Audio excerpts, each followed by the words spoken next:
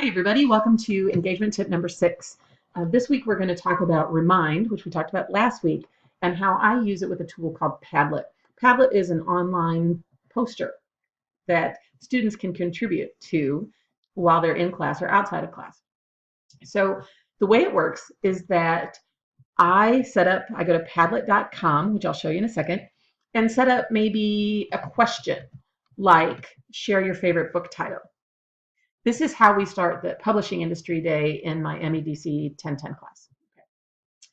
So I will go to padlet.com, set up this image, copy the link, send the link to my students via Remind about 5 minutes before school starts or before classes start. So they're walking to class like this, right? They're looking at their phones.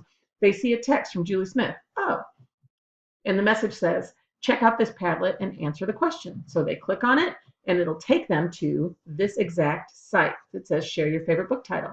All they have to do is double tap their phone, text in their responses so that before class even starts, I have them engaged in what we're talking about that day.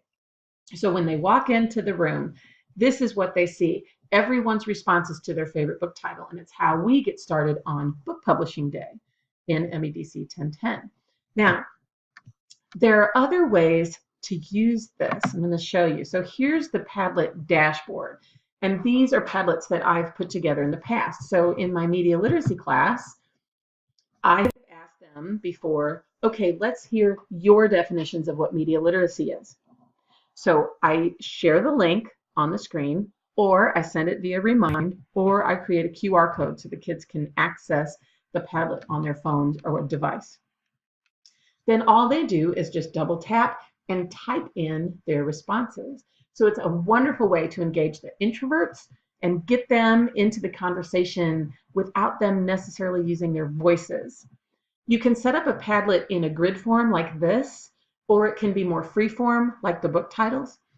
When I did a presentation in October on classroom engagement, I asked the professors I was speaking to, what are some ways that you can see using Padlet in your classroom? And these were some of their responses.